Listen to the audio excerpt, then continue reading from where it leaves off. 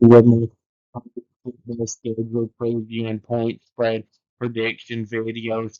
Today I'll be doing the Georgia Tech Yellow Jackets. So Georgia Tech, I think, has a pretty easy schedule this season. A schedule that's easy enough to give them a chance to have a good uh, season. And for the first time in a long time, I don't see any games on Georgia Tech's schedule where I would say they have a 0% chance of winning.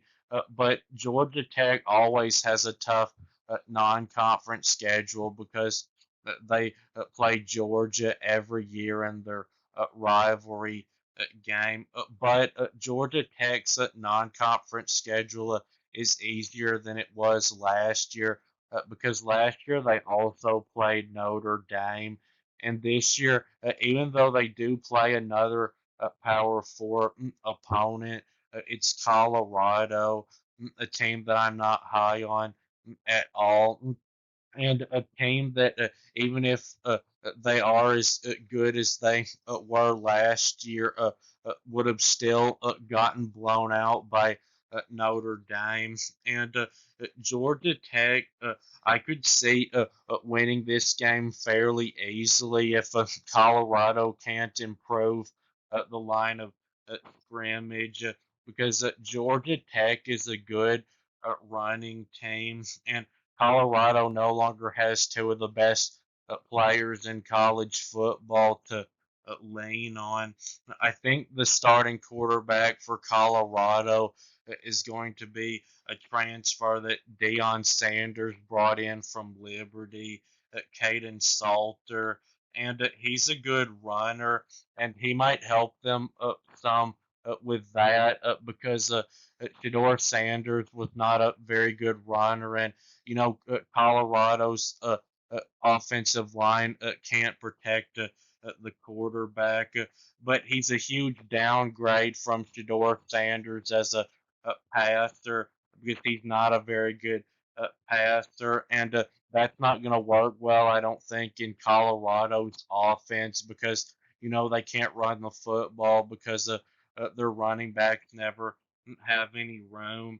And Georgia Tech returns Haynes King at quarterback, who's also a dual threat quarterback, and he's at one of the best running quarterbacks in the country.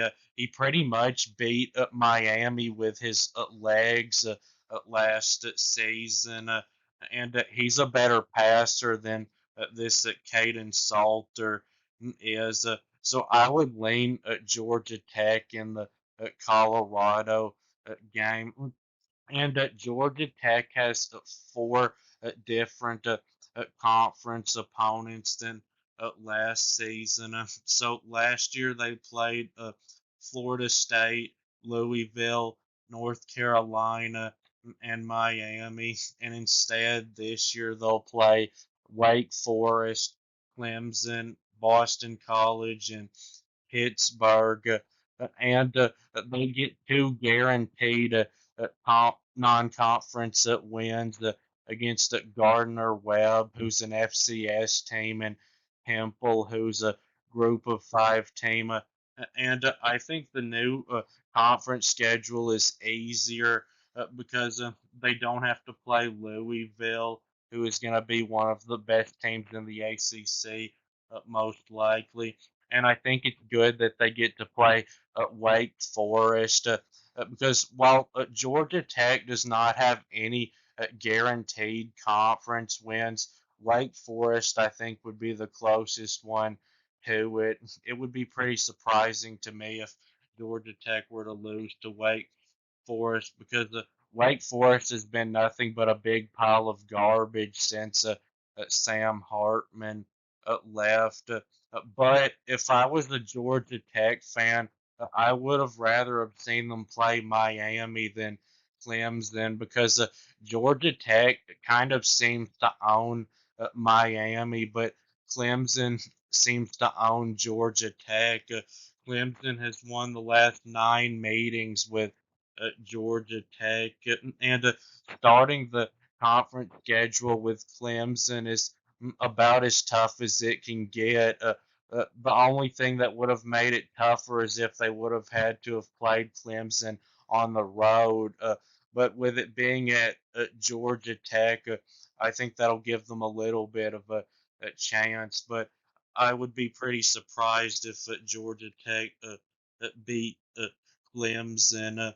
And Georgia Tech's first bye week, I don't think comes at a great time because it comes right after Wake Forest, which is probably going to be the worst team in the conference that they play, and then right before Virginia Tech. And while I do think this will be a tough game for Georgia Tech, and Virginia Tech does return Kyron Drones, a dual threat quarterback. The game's a home game for Georgia Tech, and I think it probably would have been better to have played it. I mean, had the bye week right before Duke because it's a road game. And Syracuse, I would like Georgia Tech's chances of winning that one because Syracuse only returns 50% of their production. And I think Georgia Tech's second bye week comes at a perfect time in between two road games in a row against NC State and Boston College. Because while I'm not high at all on NC State or Boston College, it would have been really tough for Georgia Tech to have played those two games on the road without a bye week in between because Georgia Tech is not a great team at all.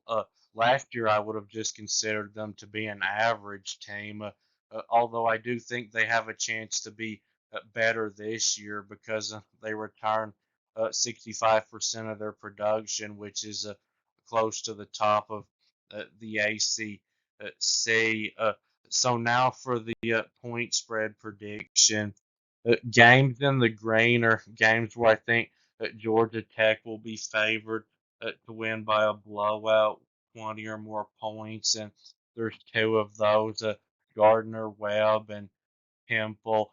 Games in the purple are games where I think they'll be favored to win by about a touchdown, 6 to 9 points, and there's one of those at Wake Forest. Games in the pinker games where I think they'll be favored to win by about a field goal, 1 to 5 points, and there's four of those.